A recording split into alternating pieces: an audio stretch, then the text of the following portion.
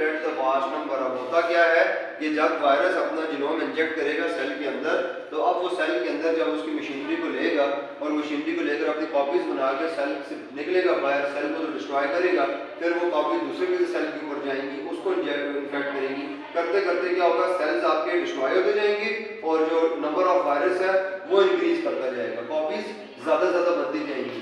तो फिर दूसरा तरीका क्या होता है इम्यून सिस्टम के बाद कि जिस सेल को इन्फेक्ट किया है उस सेल को ही खत्म कर दिया जाए, ताकि वहीं से ही जब सेल खत्म, सेल तो वैसे भी खत्म होना ही है क्योंकि उसके अंदर एंटर हो गए, तो वो सेल को खत्म करेगा तो उसके अंदर जो कॉपीज बनी हुई है वो भी खत्म हो जाएंगी, ताकि वास्ट नंबर में ज्यादा नंबर के अंदर वायरस फिर ना जा सके। तो दो किस्म के मैकेनिज्म है, या तो सेल के अंदर एंटर होने से पहले इम्यून सिस्टम एंटीबॉडीज उसको न्यूट्रलाइज कर देंगी, उसके इफेक्ट को उसको नहीं जाने देंगी, या अगर वो सेल के अंदर एंटर हो जाएगा तो फिर वो सेल्स इन्फेक्टेड सेल्स को ही किल कर देंगी, ताकि वायरस जो है वो वास्ट नंबर्स के अंदर मल्टीप्लाई होकर रेप्लिकेट ना कर सके। ठीक है, vaccines have contributed to the eradication of, अब ये इंपॉर्टेंस बताई जा रही है इस पैराग्राफ में। ऊपर वाले पैराग्राफ में बताया जा रहा था कि इम्यूनिटी डेवलप कैसे होती है, और इस वाले पैराग्राफ में आपको इंपॉर्टेंस बताई जा रही है कि वैक्सीन्स की क्या इंपॉर्टेंस है, क्यों जरूरी है। Vaccine have contributed to the eradication of smallpox, one of the most contagious and deadly diseases known to the man. ठीक है, other diseases such as rubella, polio, measles, mumps, chickenpox and typhoid are nowhere near as common as they were just 100 years ago. Vaccine की ये importance है कि small pox virus जो कि एक दौर के अंदर बहुत ज़्यादा खतरनाक किस्म का वायरस तस्वर किया जाता था कि रेडिकेशन कहते हैं बिल्कुल जड़ से ख़त्म कर देना, आज वो बिल्कुल रिमूवल है उसका, एक रिमूव करने को रेडिकेशन जड़ से मिटा देना, बिल्कुल जड़ से ख़त्म हो गया, ये वैक्सीन की बदौलत हुआ। दूसरा, आज जो बीमारियाँ आपको सामने लिखी हुई है, पोलियो है, मीजल्स है, मम्स है, टाइफाइड है, ये बीमारियां अगर आज से 100 साल पहले आप देखें तो ये एक बहुत बड़ी बीमारियां करती थी, इनका इलाज ही नहीं था, लेकिन आज वो कह रहे हैं कि ये कॉमन होने के बावजूद, ये कॉमन बीमारी है, कॉमन होने के बावजूद ये आपको कहीं देखने को नहीं मिलती, just because of the vaccine. तो ये वैक्सीन की इंपॉर्टेंस है। नेक्स्ट आपके पास आ जाता है एम ऑफ द वैक्सीनेशन। तो क्या होता है एम, एम का क्या मतलब होता है, मकसद, वैक्सीनेशन करने का मकसद क्या है। तो पीछे से हम इतनी जो स्टोरी पढ़ते आए हैं वो स्टोरी यही है कि मकसद यही है कि बॉडी के अंदर इम्यूनिटी बूस्ट अप हो, इम्यूनिटी डेवलप हो, ताकि हम डिजीजेस से बच सकें, इन्फेक्शियस एजेंट्स के अगेंस्ट पहले से हमारे अंदर एंटीबॉडीज मौजूद हों, यही मकसद है। तो उसको स्टडी करते हैं। The aim of the vaccination in the individual is to induce a prime state. मकसद क्या है वैक्सीनेशन का, ताकि वो एक इंसान के अंदर एक ऐसी स्टेट प्रोड्यूस करे such that on contact with the relevant infection, ताकि जब वो किसी इन्फेक्शन से, रेलेवेंट इन्फेक्शन यानी कि जिसकी वैक्सीन लगी है उसी के रेलेवेंट इन्फेक्शन हो, रेलेवेंट इन्फेक्शन से जब वो कांटेक्ट हो, a more rapid and effective secondary response should be mounted leading to the prevention of disease, prevention रोकना, prevention of disease. Thus the primary aim is to eliminate the disease। कह रहा है कि secondary response, अब secondary response क्या है, जो response आपकी बॉडी का है, दूसरा सेकेंडरी रिस्पांस क्या है जो एंटीबॉडीज पहले से मौजूद हैं। सेकेंडरी रिस्पांस से क्या होगा, ये आपकी बॉडी में जो जब आप कांटेक्ट में आएंगे उसी रेलेवेंट डिजीज के, तो वो क्या करेंगे, सेकेंडरी रिस्पांस जो एंटीबॉडीज को प्रोड्यूस होगा उससे आप उस इन्फेक्शियस एजेंट्स को किल कर सकते हैं, बॉडी को डिजीज से बचा सकते हैं। 10 फाइनली क्या मकसद है वैक्सीनेशन का, टू प्रिवेंट और to eliminate the disease, eliminate कर देना, खत्म कर देना, प्रिवेंट रोकना, बीमारी से रोका जा सके और बीमारी को खत्म किया जा सके, यही मेन उसका वैक्सीनेशन का अमल है, वैक्सीनेशन का एम है। तो अब आगे हमारे पास आ जाता है एक टॉपिक है आइडियल वैक्सीन। तो आइडियल का मतलब क्या होता है, क्या होता है आइडियल, आइडियल हाँ हाँ सेपरेट, हाँ ठीक है, और आइडियल से कहते हैं आइडियल पर्सनैलिटी, यूनिक, हाँ ठीक है, यूनिक, ठीक है, किस वजह से कोई चीज़ यूनिक होती है। हाँ आइडियल, आइडियल देखें, आइडियल पर्सनैलिटी की जब बात करते हैं तो हम, हाँ यस, उसके फीचर्स होंगे। अब मैं जैसे कहता हूँ कि मेरी आइडियल पर्सनैलिटी है हमारे आखिरी पैगंबर सल्लल्लाहु अलैहि वसल्लम, तो मैं मुझे क्यों मैं हूँ आपके आइडियल, तो मैं उनको उनके फिर फीचर्स बताऊंगा, उनकी खसूसियात बताऊंगा ना कि क्यों मेरे वो आइडियल है, उनके अंदर ये क्वालिटी है, ये क्वालिटी है, ये क्वालिटी है जो और ये क्वालिटीज उनको बाकी अदर पर्सनैलिटी से यूनिक बनाती हैं, इस वजह से वो मेरे आइडियल हैं। तो आपको अब यहाँ पर आइडियल वैक्सीन की बात की जा रही है, तो अब आप उनको पूछे कि आइडियल वैक्सीन कौन सी होती है, क्यों आप उसको आइडियल कह रहे हैं, तो आपके पास उसके कुछ फीचर्स होने चाहिए जो आप बताएं कि हाँ ये फीचर जिसको यूनिक बनाते हैं, ये फीचर उसको जो है वो बाकी इस वैक्सीन से डिफरेंट बनाते हैं, इस वजह से मैं इसको आइडियल वैक्सीन कह रहा हूँ। तो आइडियल वैक्सीन के जो इंपॉर्टेंट फीचर्स हैं, रिक्वायरमेंट्स हैं, वो सबसे पहले अगर आप देखें तो लिखा हुआ है नॉन पैथोजेनिसिटी। ये तो हम चैप्टर स्टार्ट होने से पहले ही इसको डिस्कस कर चुके हैं कि वैक्सीन जो है वो उसके अंदर जो एजेंट होगा it must be non pathogenic. देखिए वो डिजीज प्रोड्यूसिंग ना हो, अगर ऐसा हो जाए कि डिजीज प्रोड्यूस हो रही है तो फिर वैक्सीनेशन का तो मतलब प्रिवेंट करना डिजीज को, डिजीज करवाना तो नहीं है। तो सबसे पहले वैक्सीन में नॉन पैथोजेनिक होना चाहिए, यानी कि जब ये इंजेक्ट की जाए तो ये बंदे के अंदर डिजीज कॉज ना करे। ये जो पीछे कोविड की वैक्सीन आई हैं आपके पास, साइनोवैक, साइनोफार्म, ये दूसरी जॉनसन और ये फाइजर, एस्ट्राजेनेका, ये तमाम vaccine these are not the ideal vaccine. ठीक है, आप इनको जब लगा रहे थे तो उसके बावजूद आप देख रहे थे कि बहुत सारे लोगों को दोबारा से ये रिलैप्स हो रहा था, दोबारा से ये हो रहा था। तो आइडियल वैक्सीन को बनाने में भी बहुत टाइम लगता है। अच्छा ये ऐसे नहीं बन जाते कि जैसे शॉर्ट नोटिस में आप 1 महीने में बना, कोविड आ गया चलो जी वैक्सीन बनाओ जल्दी जल्दी ताकि, इस तरह नहीं बनती। वो भी शॉर्टकट्स होते हैं, वो जुगाड़ होती है, किसी तरीके से कंट्रोल प्रिवेंट करने की कोशिश की जा रही होती है, लेकिन आइडियल वैक्सीन बनाने में बड़ा टाइम लगता है, उसमें ये तमाम पैरामीटर्स को देखा जाता है। ठीक है, नॉन पैथोजेनिसिटी को बीमार ना करें। ठीक है, अब कोविड की कई वैक्सीन ऐसी थी कि जो लगने के बाद इंसान जो है वो वहाँ ज़्यादा नहीं बीमार हो रहा था, लेकिन कुछ बीमार हो रहा था, एक 2 पैनाडोल खानी पड़ी। ठीक है, सेकंड है इम्यूनोजेनिसिटी। इम्यूनोजेनिसिटी की डेफिनेशन पिछले चैप्टर के अंदर पढ़ चुके हैं, देखें कोरिलेशन कैसे आ रहे हैं पिछले चैप्टर के साथ, कैसे कनेक्टेड है। इम्यूनोजेनिसिटी क्या है? Strongly immunogenic to produce antibodies, ability of the immune system to produce antibodies. ठीक है, to produce effective response is called immunogenicity.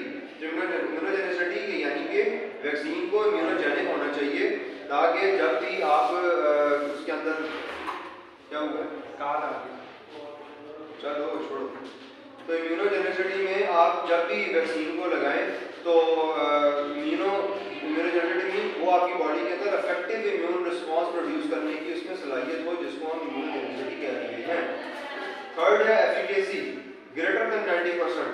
Efficacy क्या होती है? एफिकेसी ये है कि अगर आप जैसे लेट्स सपोज इस क्लास में 100 स्टूडेंट्स बैठे हैं, अब 100 स्टूडेंट्स को मैं एक वैक्सीन लगा रहा हूँ, तो उन 100 में से 90 लोगों के अंदर वो रिस्पांस प्रोड्यूस होना चाहिए जो रिस्पांस मैं चाह रहा हूँ, जो एक वैक्सीन को होना चाहिए। ऐसा ना हो जिसमें वो कंसेप्ट ऑफ वेरिएशन अभी हम पढ़ गए हैं, ठीक है, वो काम ना हो कि 30% में रिस्पांस आ रहा है, 70 में आ ही नहीं रहा है, बीच में से जो 50% में आ रहा है, 50 में नहीं आ रहा, या 70 में आ रहा है, 30 में नहीं आ रहा, तो उसको हम एफिकेसी उसकी 90% या 90% से ज़्यादा नहीं होगी, तो वो आइडियल वैक्सीन नहीं है। ठीक है, मोर देन 90% वैक्सीन को पॉपुलेशन के अंदर रिस्पांस प्रोड्यूस करना होता है, वो होती है एफिकेसी। तो 90% और 90 से ज़्यादा मीन 100 में से 90 या 90 से ज़्यादा लोगों के अंदर रिस्पांस प्रोड्यूस होना चाहिए। फीचर्स उसके जो है आइडियल वैक्सीन के जो फीचर्स हैं वो परफेक्टली उसके ऊपर आने चाहिए। ठीक है, इफेक्टिव व्हेन गिवन ओरली। अब वैक्सीन को अगर आप इंजेक्शन की फॉर्म में दे रहे हैं, इंट्रावीनस है, इंट्रामस्कुलर आप दे रहे हैं, तो वो तो आप फार्मेसी के स्टूडेंट हैं, आपको बेहतर पता होगा कि जब आप इंट्रावीनस या इंट्रामस्कुलर रूट के जरिए कोई भी मेडिसिन इंजेक्ट करते हैं तो वो ओरल मेडिसिन की निस्बत ज़्यादा जल्दी क्विक रिस्पांस प्रोड्यूस करती है, क्योंकि वो डायरेक्ट आपकी ब्लड स्ट्रीम में दाखिल हो रही है, जबकि जो ओरली ले रहे होते हैं उसमें फिर अब्जॉर्प्शन और डिस्ट्रीब्यूशन का प्रोसेस होता है जो थोड़ा सा टाइम टेकिंग होता है। ठीक है, तो यहाँ पे वो कह रहे हैं कि वैक्सीन को जब आप ओरली भी लें तो ओरली वैक्सीन को भी ज़्यादा जल्दी जो है वो असर करना चाहिए। ये ना हो कि सिर्फ वैक्सीन की फॉर्म में अगर आप उसको इंट्रावीनस या इंट्रामस्कुलर आप दें तभी हो। अब इस वैक्सीन में सबसे जो ओरल आने वाली वैक्सीन है वो कौन सी है? बड़ी common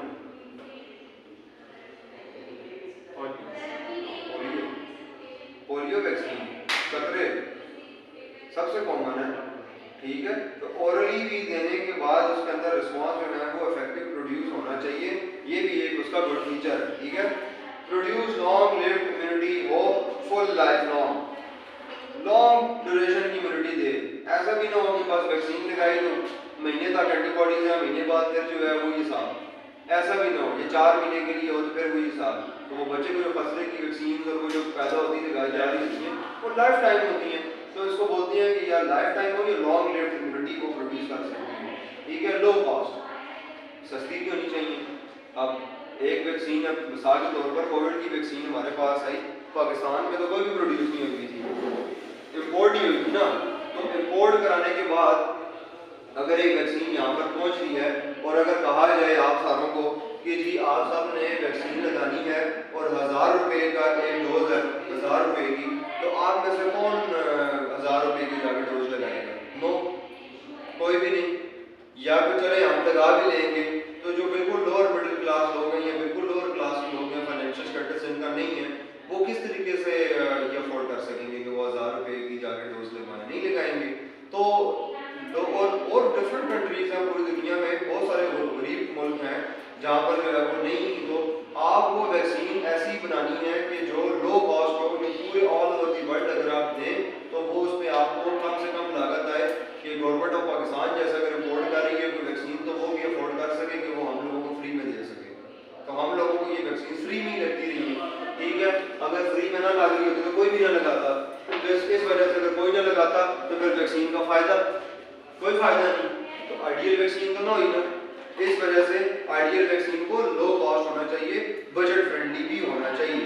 induce a wide range of appropriate response, जो रिस्पॉन्सेज उसके लिए उसके हैं एप्रोप्रिएट रिस्पॉन्सेज हैं वो वाइड रेंज के ऊपर प्रोड्यूस करें। वंस अगेन इसको आप एफिकेसी के साथ रिलेट कर सकते हैं। ठीक है, कंपैटिबल विद को एडमिनिस्ट्रेटेड वैक्सीन, अगर एक वैक्सीन को आप दूसरी किसी वैक्सीन के साथ भी लगा रहे हैं, यानी एक वैक्सीन लगी फिर दूसरी वैक्सीन लगी, तो ये ना हो कि वो पहली वाली वैक्सीन के साथ जाके रिएक्शन करे और आपको नुकसान पहुंचाए। फ्रेंडली होनी चाहिए, एक वैक्सीन लगी हुई है साथ दूसरी वैक्सीन की अगर आप लगा रहे हैं तो आइडियल वैक्सीन कभी भी रिएक्शन नहीं करती। ठीक है, कंपैटिबल होती है। Stable genetically and thermally, stability क्यों जरूरी है, स्टेबिलिटी थर्मली क्यों जेनेटिकली क्यों जरूरी है कि जब काफ़ी टाइम के लिए वो वैक्सीन आपके पास मौजूद है तो ऐसा ना हो कि वो टेम्परेचर को देखते हुए ख़राब हो जाए।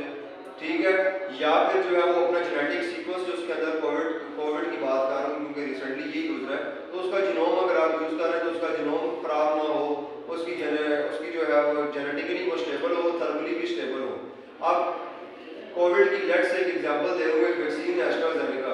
ठीक है, ये वैक्सीन बनी है इंग्लैंड और स्वीडिश लोगों ने मिलकर बनाई है, स्वीडिश साइंटिस्ट ने। ठीक है, तो अगर आप इंग्लैंड और स्वीडिश लोगों को भी कंपैरिजन करें उनके टेम्परेचर का तो बहुत डिफरेंस है, बहुत ज़्यादा डिफरेंस इस तरीके से है कि जो स्वीडन है वो नॉर्थ पोल के बिल्कुल साथ है जहाँ पर माइनस में टेम्परेचर होता है, -10, -10, 11, 12 इस तरह टेम्परेचर और बर्फ़ ही बर्फ़ है, सही किस्म की टॉप की सर्दी आप कहें तो वो सर्दी होती है। इंग्लैंड भी एक सर्द मुल्क है लेकिन उस तरह की सर्दी -10, 11, 12 तक का टेम्परेचर 1-2 महीनों के लिए अगर आ भी जाए तो ऐसा नहीं है कि फुल टाइम वही रहेगा। फिर चलें ये दोनों फिर बड़े क्लोज हैं टेम्परेचर के हवाले से कह सकते हैं। अब मिडिल ईस्ट को आप उठा के देख लें, आप साउथ एशियन कॉन्टिनेंट को उठा के देख लें, यहाँ के टेम्परेचर में तो आप कह सकते हैं ना कि यूरोप और यहाँ के टेम्परेचर में तो ज़मीन आसमान का डिफरेंस है। ठीक है, तो अब वो वहीं से यहाँ पर वैक्सीन आ रही है तो यहाँ पर गर्मियों के अंदर टेम्परेचर 40 क्रॉस किया हुआ है सुबह में खाली। ठीक है, तो ये ना हो वो वहाँ पर वैक्सीन स्टेबल हो और यहाँ पर आने के बाद वो अपनी उसकी स्टेबिलिटी ख़राब हो जाए। सऊदीया दुबई में जाए तो वहाँ पर 50 से ऊपर टेम्परेचर होता है, वहाँ पर मज़ीद ख़राब हो जाए। किसी सर्द ममालिक में जाए तो वहाँ पर भी ख़राब हो जाए। तो हर किस्म के टेम्परेचर के अंदर उसको स्टेबल होना चाहिए। ये भी आइडियल वैक्सीन की एक गुड फीचर है। तो ये तमाम फीचर्स अगर एक वैक्सीन में मौजूद हैं तो ये इसको हम आइडियल वैक्सीन का नाम देंगे। टाइम क्या हो रहा है? 4:40।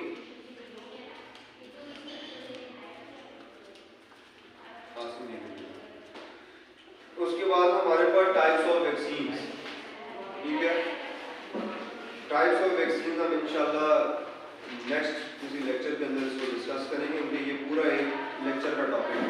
ठीक है, टाइप्स ऑफ वैक्सीन हम खत्म करेंगे तो फिर हमारे पास नेक्स्ट चैप्टर आ जाएगा एंटीसीरा का। तो नेक्स्ट क्लास में नेक्स्ट लेक्चर में हम टाइप्स ऑफ वैक्सीन को भी स्टडी कर लेंगे और एंटीसीरा का 1 पेज का एक चैप्टर है, इसको भी हम नेक्स्ट क्लास के अंदर कवर करेंगे। तो ये तीनों जो आपके चैप्टर्स हैं, ये तीनों आपके सेम कंसेप्ट के साथ प्रिपेयर हो जाएंगे।